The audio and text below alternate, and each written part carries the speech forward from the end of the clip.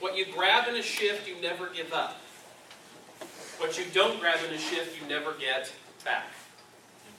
I'll say it one more time. What you grab in a shift, you never give up. What you don't grab, you never get back. Right? So that's the big theme of Mega Camp, was figuring out how to more effectively, more consistently do our lead generation so that nothing else gets done until that gets done. Because when done successfully and consistently, we can have some pretty big results. And another thing he said is we can't control our market, but we can control our activities.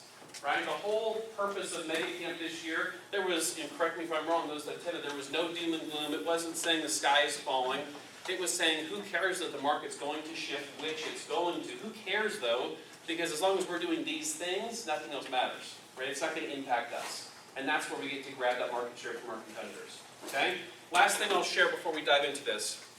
This came from Gary Keller. How many people struggle with setting goals?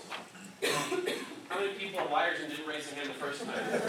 Okay. So goal setting is a tough thing. It's one of the toughest things for salespeople. It's not just this industry. That's all salespeople. Goal setting and then monitoring the pace of those goals is a difficult task. Here's what Gary says. Because if you've read MRE, you kind of know he's kind of big on goals. We create big goals to know which actions to take. That's the first part. Actions have outcomes. Outcomes can be quantified by numbers, and numbers tell us if we're winning or losing.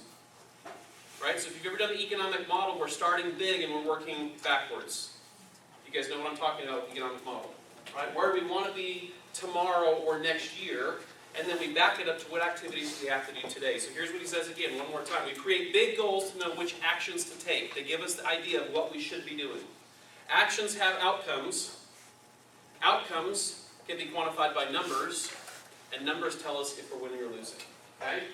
So pretty important things to take into account here. And it ties in beautifully, amazing segue, with shift tactic 5, which is what? Lead capture and conversion. Lead capture and conversion. So last tactic 4 was on actually how do we capture the leads, how do we gather them, what's the actual lead generation source look like, and that's great. You can be great lead generators, and if you don't know how to convert those leads, all your activity's wasted. Would you guys agree with that? Right? How many people, not you of course, but how many people have heard other agents say, oh, I'm generating a ton of leads, but they're just not good leads. The leads are weak. How many people have heard that before? Right? Oh, online leads, I don't want to mess with them, right? Well, what's amazing, and Gary told this story as well. You were sitting next to me when I did one of the live streams. Gary was talking about this, and he said, he talked about, I don't remember where the top agent was, but he heard his people on his team saying the leads were weak, and the reason they weren't converting is because excuse. So that agent took back that role for a short period of time to test it, and guess what happened? Those leads weren't weak. The agents were. Right? So what we're going to talk about today is the conversion side, the skills we need to get better at turning over those leads. Because here's what we know. In a good market, how was your lead conversion? Amazing! How many people remember last meeting, right? Because agents all think that they're amazing, right? You guys, which you are, I'm not talking about you. But agents think that they're just amazing. What happens when the market gets a little bit rough? Well, let's just say it goes back to just being a normal market. They're amazed. In a seller's market, a low conversion rate can produce a large number of sales. Anyone can do that, right? That's a formula. You put enough in this side of the box, out the other side of the box comes this many deals. When the market goes back to a buyer's market or a more balanced market, what happens? It's on the screen. What happens? Less deals, right? So you heard one of the people up here say, Gary talked about having to increase your lead generation. He's not saying that because he knows that you love lead generation. He's saying that because he knows that when the market even goes more to a balance shift, it takes more activity and more leads to come up with the same number of transactions. Do you guys agree with that? Okay, so I'll call Gary and tell him that you guys agree with that. So here, capturing conversion systems work in partnership with lead generation. Again, one without the other does you no good. Down here, it's all about getting to the what? All about getting to the table. Now, how many legs does the average table have? 4. Okay? This is what I thought was interesting. In a side mastermind conversation with top TLs, they're in markets they're about 3 times our market center size. So they've got 600, 650 agents in their office, right? So they're pulling from a bigger pool. Their average agents have 4 lead sources. Just like a table leg, 4. So just like last time in the meeting in Tactic 4, where we went through and we talked about looking at where your leads are coming from, evaluating where those leads are coming from, how effective are those lead sources being. If you don't even have 4, that's probably where you should start. If you have more than 4, it comes down to what are my 4 biggest lead sources? Why are we going to spend time doing that here before shift? What's the point of that? So you don't waste your time and money. We don't want to waste our time and money, right? What's working, and then let's put more time and money behind those 4 things. Now, of those 4 legs of our lead generation table, what percentage should none of them ever exceed? Like if it exceeds this number, red lights should start flashing, alarms and bells and whistles should go off. 30%. No one of those should be more than 30. Now if it's 35, okay, you're getting close to a problem. Keep 30 as your metric. Now why do we say 30% from those lead sources? Why would that be significant? What if one of those legs gets taken away? Can you recover from a 30% hit to your income? I'm not saying it will be fun, but can you recover from it? Yeah. Yes, you're not going to lose your house likely. You can still put food on the table. Can you recover from a 70% hit to your income? How many people were in the market last time when we had our big recession shift? How many people were in that and watched agents who were doing relocation REO business who are no longer in the business? What happened to them? They weren't monitoring those lead sources and they let one of them dominate where their leads came from. When the market shifted, they were out of business, right? So that's what he's talking about. Make sure that you know where your leads are coming from, how effective those sources are being, and make sure that none of them get over that 30% mark. You do not want to be dependent upon anything, right? So like internet lead generation, fine with it. You want to spend money on internet lead generation? That's not my business. I don't care. It works for some people. It better not be 70% of your business. Does that make sense? Because if it is, you're going to be in trouble, okay? If sellers, yes, Pete. Does that exclude personal referrals? Yes, absolutely. The repeat referral data, we're talking lead source new business. Good question. Absolutely. There's some people like Chris shared, Hicks has 86% of his business is repeat and referral business, right? That's a great question. We're not talking about that. We're talking about extra business. You're having this, the one that we're growing our database with, right? Never let any one source or funnel into that area be more than 30%, okay? Okay, so how many people know what this is? What's the motto? How many Boy Scouts do we have in this room?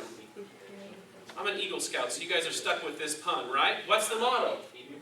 Be prepared. And that's exactly what Gary was saying the whole time we were at Mega Camp.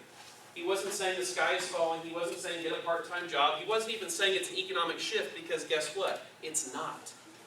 Here's what Gary said about that. Make no mistake, and I'm quoting Gary, you're in a shift. Did he say it's coming?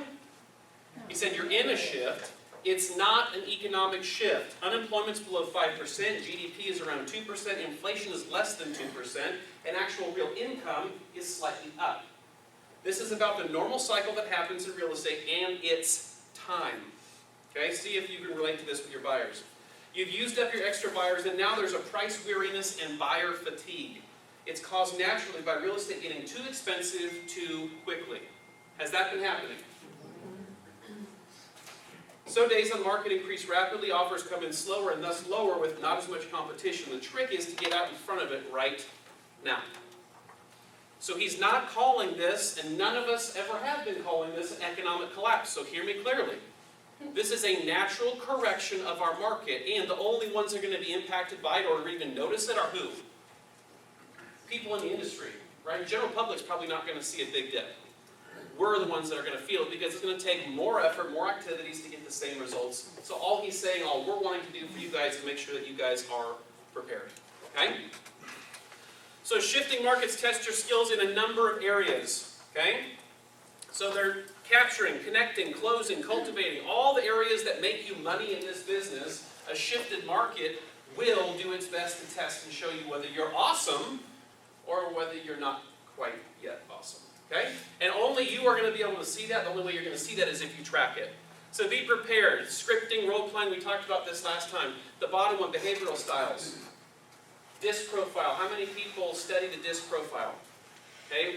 You want something, and we're working on your education committee for the ALC is actually bringing a disc class from Terry in this fall. And it's going to be 400 level. It's going to be really how it all ties together and relates. Now, why would we be emphasizing this behavioral style study? Why would we be pushing the DISC understanding so much? Those of you that have taken it.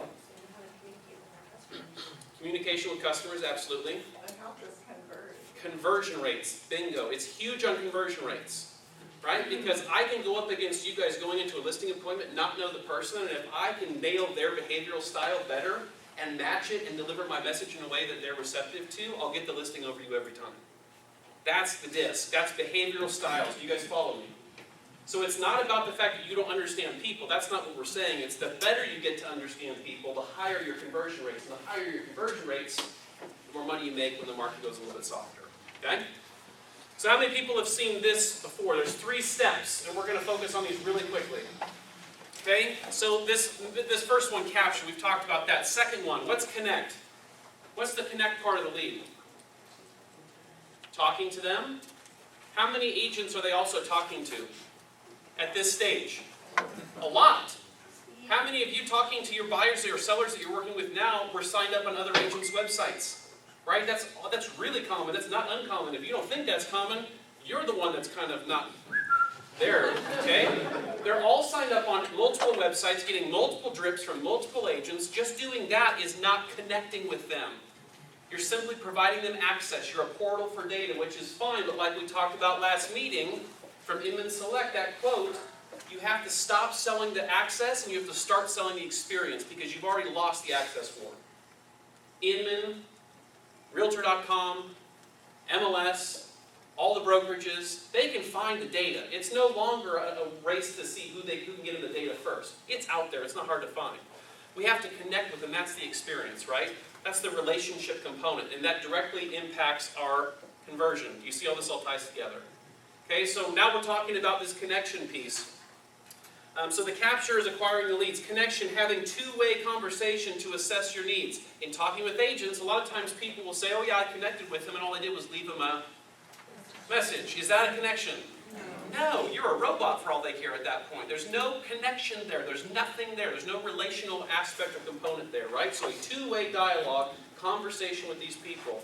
And then closing to the appointment, which we'll talk more about, is absolutely critical too, because you can be everybody's best friend, but if you don't know how to close them to an appointment to do business, you're going to be really popular and broke, right?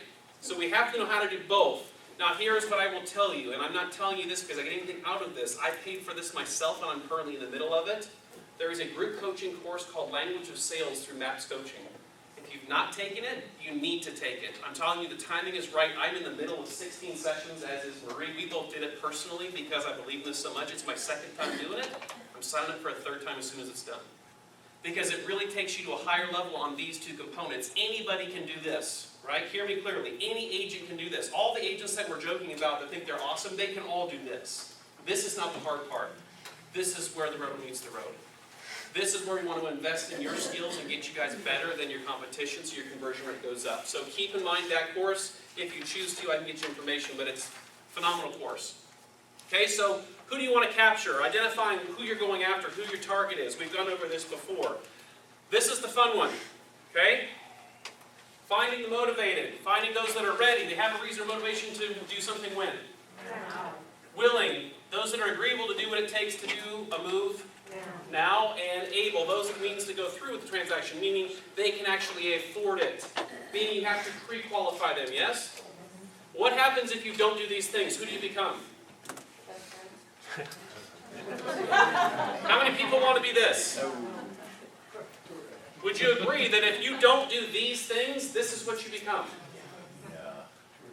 Let other agents from other companies tour them around town. You can be the one that writes it up. Do you hear me? Yes. Right? We have to really do a better job going into a more balanced market of finding those that are ready, willing, and able. We have to scrub those leads, and we have to ask those questions, okay? So every lead is one of 3 categories. And this, as you're building systems or tweaking your systems for your lead generation, your lead capture, and now is what? Ready, willing, and able. They're ready to go now. They're my A clients if you're going to use the ABC classification. The future. Ready at some point in the future. May not be now, but they will be at some point. And the last one. This is my favorite. Or ask not to be contacted, right? So those are the ones we just don't contact again, because those are the ones that will come after you. So if they say don't contact me, we let them go. But a lot of agents in a good market, what do they do with these leads? Nothing. They do nothing with those leads. So that doesn't impact them now, and you don't feel that now because the market's going great, correct? And there's so many people coming in, banging on the door, and there's so many referrals that you don't notice this. You don't notice or realize that you're not doing anything with those leads. What happens when the market turns? Now you wish you had all those people. Because at that point in time, the future that was 9 months back is today, and you have nothing going on today. And if you would have just had a system or been consistent about working with these people, you'd have business today. Do you follow what they're saying here? So you have to, whatever it is, it does not matter. It doesn't matter how you do it. Find a system that works for you, whether it's even on paper or technical. I don't care how it looks, how it works. If it works for you, as long as you're working it consistently, that's all that matters. So methods of capture. We've talked about sign calls, the 1-800 number calls, the IVR, ads in newspapers, open houses, outbound calling. What else? What other options are there? What are you guys seeing right now? How about white pages, buyer's guides, seller's guides? Pay-per-click is one, absolutely. How about relocation packets? How many people used to, when the market was tough, do relocation packets? Right? I don't see them that much anymore, but guess what? Some people are doing them, and they're doing them electronically, because how fast can you turn that around?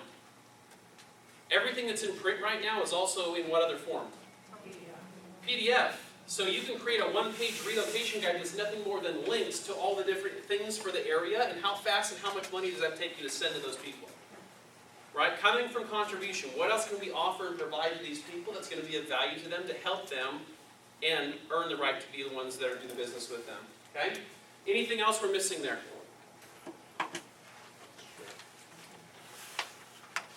Okay, we'll come back to it. Phone calls. You all know how to make phone calls, right? Make a good impression, answer quickly, speak warmly with confidence, yada, yada, yada. If you didn't know how to do that, you wouldn't be sitting here.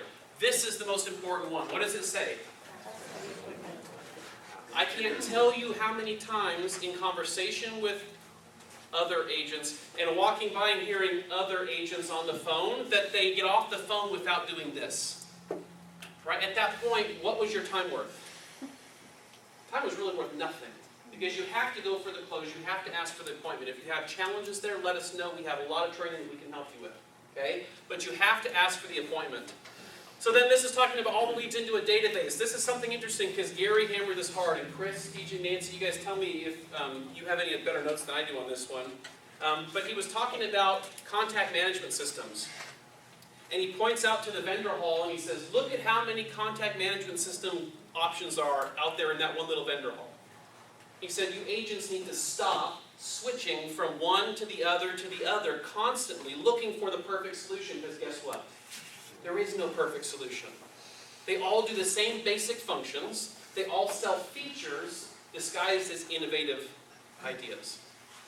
So his whole point was whatever you use, if it's a shoebox, his was a shoebox, it doesn't matter, but whatever you use it, stick with it, use it and get into it consistently, and you'll have results. Speed counts. This was interesting too, and this comes from Gary's research group. They shared this, and I'll get out of the way so you can all see it. Here's what they did to make these make sense. His group called agents of all production levels, all time in the business, brand new agents to senior veteran agents, all across the country, so all different markets, and they all used the same scripts. Everything was equal. You follow me so far? Here's what they found. When they text agents, only 45% of the time did they get a response. When they called, 71% of the time they got a response, and when they emailed, 51% of the time. Is that pathetic or what?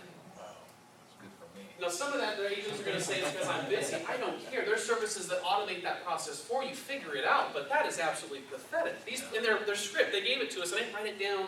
Tell me if I'm missing part of it. But it was essentially saying, we'd like to get more information on this property, right? They weren't just calling and saying, hi, this is Bill, call me. They were actually using a script that was very clear that I'm someone interested in this property, or interested in using your services to buy a property, okay? Now this is what's interesting too, the response time. Because how many people know that how fast you get back to people is a huge part of your conversion rate? Right? Chris, I think, is the one that said it. No, maybe it had been Nancy, that appearance, personality, behavior has this much to do with your success in this business. We can have one of those people Gary jokingly said was boring on stage, and if they beat you to the response, who's going to win likely? The boring person, right? It's all about response time. So for a text, the average response time was 30 minutes. Now I get the fact that if you're in a meeting, you can't respond right away, but 30 minutes for all across the country and how many agents they poll? I know none of you take 30 minutes. Phone, hour and 45 minutes. And email, 5 hours and 35 minutes. Now in and of themselves, those aren't bad. They're better than they were a number of years ago. But keep in mind that this is only half the people that even got a response. You see what I'm saying?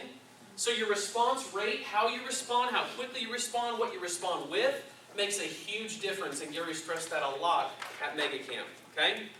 Then he talks about conversion tails. Know your markets. We've already talked about this. How do you know your numbers here locally? What are two tools? One is Flex, and the other is TMO Report. I'm going to keep saying it because I still see not all of you using it. Okay? Conversion rates. How many people know today what their conversion rate is? Thank you for being honest. Okay. So how do we figure out what our conversion rate is? What do we have to start doing first? Number one, before passing go collecting $200, what's the first thing we have to start doing? Tracking. I don't care if it's a post-it note, but you have to start tracking how many leads are coming in, and of those leads, how many deals did I convert? Because the only way we're going to know how to effectively help you increase your conversion rate is if we have a baseline. Would you guys agree with that? So you have to start tracking that data. It's not to make you a nerd. It's because it's really important to the growth and success of your business. We have to know where we're starting from to see where we're going to go. Okay? And then this last piece, and this is where we'll end this one, the cultivation step. And this is huge. Part of that is your database management platform. What is the cultivation step? Those of you that do internet marketing, Jamie, you get people hitting your internet marketing. Are they ready to go now or are they future? Most future. Most future, right? So what do you have to do with them? What do you have to do with them to keep them in your camp? You know what, I suggest you cultivate them. Brilliant. Brilliant. So does everyone know what we're talking about? If they hit you one time but they're not ready for 9 months and we get busy and we don't touch them again or talk to them or follow up with them or do anything with them, those are the ones that are really, tell me if you've ever experienced this, I have. Those are the ones that are really cool. You see on the MLS and there's a closing. And then they post on Facebook, I just bought my new house, and you go, I didn't sell that house to them. No, somebody else who cultivated them did. Right? So what's your system for cultivation? It's not going to be the same for everybody. You have to figure that out for yourself. But what system are you going to use to cultivate those leads? Because when the market goes back to a more normal, balanced buyer market, this process is a lot longer than it has been. Right? Because people moving out from out of state, they don't sell as fast, so they can't get here as fast. They don't always have cash because they're not selling as fast and it's not as frenzied down where they're coming from. Right? So this stage is extremely important. Again, it's not going to impact you today if you don't do this. It's going to impact you when? In the future, right? When this market corrects itself back out. Okay? So with that, one last thing. How many people saw the video I sent out or the email with all the videos I took from MegaCamp? Did you guys see those? If you haven't, that's fine. You guys are busy. Get it. Keep it in your inbox. There's a couple key videos. We talk about conversion rates and increasing them and how to work successfully, pull people from your database at a higher level out and convert them into business. 3 of those 4 videos are top agents addressing that specifically. That's why I sent them to you. Okay? So they're specifically addressing these topics. Last but not least, the very last video is Jay Papazan, who's the co-author of Shift, MREA, all the books with Gary. And has anyone watched that one yet? Do you remember what it was called? It's called Reimagining the 33 Touch. Like Nancy said, most agents look at the 33 Touch and they go, well, 33 is a lot. I'm going to do 10. He gives the science behind how they got to 33, and they're doing the rewrite for MREA 2. And in that video, he's telling you exactly what the new 33 Touch campaign looks like. Okay? So that's there as well. So there's a lot of good resources in that email. Find those videos. Also, if you guys want, because every time we do Shift, there's a student manual that we don't get to go through that goes along with it, right? So if you write this website down, shiftproof.com. Shiftproof.com. Visit that website. After every team meeting, we put the video of the training, we put the PowerPoints, as well as the student guide there for you all to access and reference, also for you to share with fellow agents who have questions, who could use this information, who you could be a good help to. They come from Contribution and find those people and share it with them, okay?